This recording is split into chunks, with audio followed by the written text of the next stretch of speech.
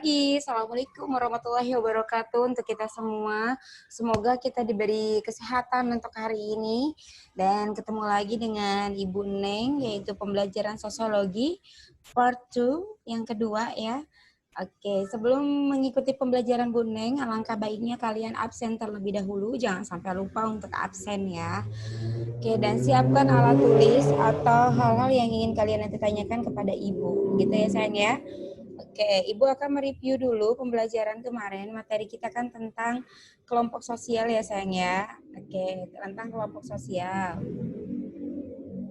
Oke, di sini Ibu Neng akan kembali mereview tentang kelompok sosial. Nah, yang pertama ada tentang apa sih kemarin ya kita sudah bahas tentang pas pertemuan pertama itu adalah tentang pengertian kelompok sosial, gitu ya. Nah, kelompok sosial itu apa sih? Oke, kelompok sosial kemarin sudah Ibu bicarakan bahwa sekumpulan manusia yang tergabung di dalam suatu kelompok itu disebut dengan kelompok sosial. Gitu ya. Jadi sekumpulan, kita ingatnya sekumpulan aja atau sekerumunan, sekumpulan, sekelompok itu disebut dengan kelompok sosial. Atau kita akan yang kedua materi kita yaitu tentang apa sih ciri kelompok sosial. Kemarin juga kita sudah bahas bahwa ciri kelompok sosial yang pertama adalah lebih dari satu individu, memiliki struktur organisasi, memiliki visi dan misi, memiliki kegiatan gitu ya. Jadi kalau kalian sekarang kan kemarin ada yang komen nih Bu, saya ikutan kelompok drakor nih Bu, saya ikut kelompok skateboard nih Bu, saya ikut kelompok futsal nih Bu. Nah, di situ pasti ada visi dan misi. Tujuan kalian membentuk kelompok itu apa? Bagaimana cara mewujudkan tujuan dari kalian itu? Itu kan dengan misi ya. Terus ada strukturnya, pastikan ada strukturnya dong. Misalkan nih, ketua, wakil, dan segala macamnya. Gitu kan ya sayang ya? Oke, jadi sudah paham ya pengertian dan ciri. Kita sudah punya catatan 2, pengertian dan ciri. Gitu ya. Oke, sekarang Ibu akan masuk yang ketiga. Syarat pembentukan kelompok sosial. Oke, sebenarnya apa aja sih syarat-syarat pembentukan kelompok sosial gitu ya. Nah, ini ada beberapa ahli dalam bidang sosiologi. Yang pertama adalah oleh Johnson and Johnson. Dia mengatakan bahwa kelompok sosial adalah sekumpulan individu yang terdiri atas 2 atau lebih manusia mempunyai visi misi yang sama dari setiap individu serta terdapat interaksi yang terjalin antar anggota.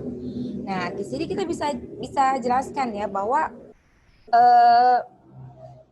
kelompok sosial di sini terbentuk karena adanya visi dan misi yang sama. Misalnya nih, Ibu ikut kelompok pencinta kucing.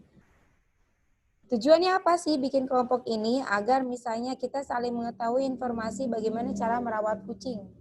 Nah, apa misinya seperti apa? Misinya mungkin dengan cara kita melakukan sosialisasi atau sosialisasi terhadap hal-hal apa saja sih, bagaimana saja sih cara untuk sharing merawat kucing seperti itu ya. Terus di sini juga kita ada tentang teori-teori kelompok sosial. Nah, ini ya kita harus paham nih ada teori-teori kelompok sosial, teman-teman. Ya. Ada teori aktivitas interaksi sentimen, ada teori alasan praktis, ada teori hubungan pribadi, ada teori identitas sosial, ada teori identitas kelompok, ada teori kedekatan, ada teori keseimbangan, ada teori pembentukan beralasan, dan ada teori perkembangan kelompok. Nah, di sini Ibu sebenarnya akan menugaskan kalian, nanti ada tugas di Google Classroom. Ini tugasnya individu ya, karena tidak memungkinkan untuk tugas kelompok gitu ya. Jadi kalian boleh nanti kalian lihat di Google Classroom itu ada tugas tentang teori-teori kelompok sosial ini. Oke? Nah, itu aja ya mungkin yang untuk hari ini Ibu akan bahas bahwa tadi ya yang pertama, apa sih itu kelompok sosial? Apa sih ciri kelompok sosial? Dan yang ketiga, apa sih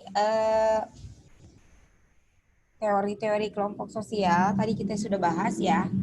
Nah, sekarang Ibu akan maju ke dalam klasifikasi tipe-tipe kelompok sosial. Oke, yang pertama ada solidaritas mekanis dan ada juga solidaritas organis. Oke, solidaritas mekanis itu adalah kelompok yang berada di perkotaan. I'm sorry, di perdesaan. Ya, di perdesaan. Contohnya seperti ini. Kayak di desa-desa itu ada kelompok misalnya kayak apa ya? Lebih kepada misalnya pos ronda, gotong royong, atau paguyuban gitu ya. Nah, di situ juga ada tentang solidaritas mekanisnya. Nah, terus ada solidaritas organik, yaitu solidaritas di mana yang berada di kota. Contohnya kayak misalkan kelompok sosialita atau kelompok-kelompok yang ada di perkotaan ya, misalkan contohnya lebih kepada kelompok-kelompok kaum eksekutif, kaum misalnya anak-anak gaul gitu ya, anak-anak gaul Jakarta, yang anak gamers gitu kan. Kalau di desa kan kita jarang ya menemui itu, tapi kalau di kota besar kita bisa menemukan itu gitu ya. Oke, kalau Ferdinand Jones itu mengatakan bahwa kelompok itu dibagi menjadi dua, dan dua ini terbagi lagi menjadi tiga. Oke, yang pertama ada Gemeinschaft atau paguyuban, dan ada Gesellschaft atau patembayan. Oke, boleh dengarkan baik-baik ya. Gemeinschaft atau paguyuban adalah kelompok berdasarkan ikatan darah, kesamaan darah. Contohnya paguyuban orang Sunda, paguyuban orang Jawa, paguyuban orang Padang. Jadi sesama darah asal gitu, darahnya orang Padang nih, darahnya orang Jawa nih, darahnya orang Sunda, itu disebut dengan paguyuban. Atau bisa juga keluarga. Keluarga juga termasuk ke dalam Gemeinschaft ya, paguyuban.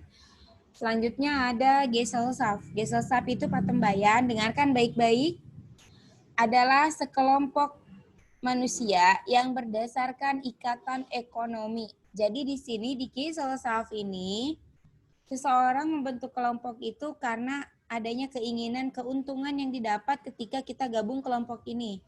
Contoh misalnya Persatuan Buruh Indonesia. Nah, ada keuntungan ketika kita masuk ke dalam situ, kita akan mendapatkan misalnya fasilitas-fasilitas yang dapat menguntungkan kita sebagai buruh. Atau misalkan Persatuan Sepak Bola Indonesia, atau bisa juga Persatuan Guru Indonesia, PGRI gitu ya. Nah, atau yang termuda partai. Partai juga termasuk ke dalam Gesellschaft. Nah, kata tembayan, orang gabung ke situ karena ada keuntungan timbal balik yang akan didapat gitu ya. Lain halnya dengan tadi yang Ibu bilang, paguyuban. Paguyuban itu kan hanya ikatan darah dan tidak ada keuntungan, maksudnya keuntungan secara material. Tapi kalau misalkan patembayan itu ada keuntungan materialnya gitu ya. Nah, lalu paguyuban ini dibagi menjadi tiga. Ada paguyuban Gemeinschaft by Blood, Gemeinschaft by Place, dan Gemeinschaft of Mind. Nah, kalau Gemeinschaft by Blood ini itu berdasarkan darah. Darah ya sayangnya. Nah, selanjutnya ada Gemeinschaft of Place, itu berdasarkan tempat tinggal yang sama. Contohnya gini, komunitas Slankers Citaringgul, komunitas Slankers Nutung, komunitas Slankers Citerep, itu membawa place-nya, tempatnya yang sama gitu ya sayang ya. Paham ya? Kalau Ibu terlalu cepat, kalian boleh menanyakan lagi di kolom komentar. Jadi Ibu akan jelaskan lagi dengan penuh kesabaran. Oke. Selanjutnya ada Gemeinschaft of Mind. Itu adalah sekelompok orang yang berdasarkan pikiran yang sama. Nah, pikiran yang sama ini misalkan gini, ketika saya ingin gabung ke Partai Golkar, saya memiliki pikiran yang sama dengan apa yang dipikirkan oleh kelompok Golkar. Atau saya lebih memilih Prabowo dibandingkan Jokowi. Karena mungkin pikiran kita sepemikiran dengan orang yang membuat visi misi tersebut. Oke, gimana sayang? Sampai sini kalian sudah bisa mengikuti ya. Ibu harap bisa mengikuti ya. Nah, ada juga nih menurut Giller, kelompok itu terbagi menjadi dua. Ada kelompok terbuka, ada juga kelompok tertutup. Nah, kelompok terbuka ini adalah kelompok yang secara identitas dikenal oleh masyarakat luas gitu ya. Misalnya kelompok kayak misalkan apa? Jack gitu ya, atau komunitas-komunitas supporter bola itu kelompok yang terbuka, kelompok yang orang lain mengetahuinya gitu ya. Lalu ada kelompok tertutup. Nah, kelompok tertutup ini adalah kelompok yang tidak semua orang mengetahui bahwa ada kelompok ini gitu. Jadi tidak semua orang mengetahuinya gitu ya. Oke, terus ada kelompok asosiasi, terus ada kelompok sosial, ada juga kelompok kemasyarakatan dan kelompok statistik. Nanti Ibu akan menjelaskan lebih lanjut lagi. Lalu ada kelompok membership group ya. Nah, ini adalah kelompok menurut Merton. Jadi membership group ini adalah kelompok yang terdaftar. Misalkan gini, Ibu akan langsung jelasin dua ya dengan referensi grup. Referensi grup itu adalah kelompok yang tidak terdaftar. Contoh seperti ini, Ibu suka basket nih. Ibu main basket, tapi Ibu tidak terdaftar sebagai anggota basket. Terus itu disebut dengan apa? Referensi grup. Ibu hanya suka tapi tidak terdaftar. Nah, kalau sedangkan membership group itu misalkan gini, Ibu suka basket. Tapi Ibu juga mengikuti klub basket. Berarti Ibu menjadi anggota resmi klub basketnya gitu. Berarti Ibu termasuk ke dalam kelompok membership group. Nah, itu yang disebut dengan bedanya membership group dengan referensi group. Gitu ya sayang ya. Oke, terus ada juga kelompok kecil, kelompok primer, kelompok medium, kelompok besar, kelompok sangat besar. Ibu harap kalian nanti bisa menjelaskan ke depannya. Lalu ada in group, out group ya, terus ada kelompok sekunder, formal, informal. Nah, ada kerumunan, inconvention aggression, panic crowd, specter crowd ya, formal audience, planet expressive group, acting mob, immoral group, publik, massa, dan komunitas. Seperti itu ya. Nah, ini adalah kelompok-kelompok sosial yang tidak teratur. Oke. Sampai sini dulu ya kayaknya Ibu menjelaskan. Tadi kita review lagi. Hari ini Bu menjelaskan tentang pengertian kelompok. Kita ulang lagi, pengertian kelompok, sekumpulan manusia yang berkumpul dalam suatu kelompok itu disebut dengan kelompok sosial. Terus tadi yang kedua, materi kedua yaitu ciri kelompok sosial. Tadi Ibu sudah jelaskan, lebih dari satu, memiliki struktur, betul. Terus apa lagi sayang? Memiliki visi misi, good job. Terus memiliki kegiatan, memiliki hobi yang sama, memiliki keinginan yang sama, itu termasuk ke dalam ciri kelompok sosial. Sudah dua ya yang kalian mengerti. Lalu yang ketiga tadi Ibu bahas, walaupun belum Ibu bahas semua tentang teori-teori kelompok sosial. Ini akan Ibu tugaskan nanti kepada kalian, tapi tidak hari ini insya Allah.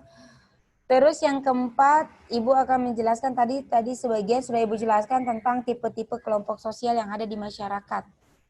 Nah Bu, kalau yang belum diterangin gimana Bu? Nah ini adalah nanti ada penugasan dari Ibu.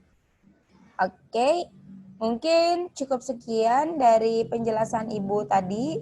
Sudah 4 IPK yang Ibu jelaskan kepada kalian ya, 4 submateri yang Ibu jelaskan kepada kalian. Ibu harap tidak terlalu cepat atau kalian juga bisa menggunakan buku untuk referensi membacanya.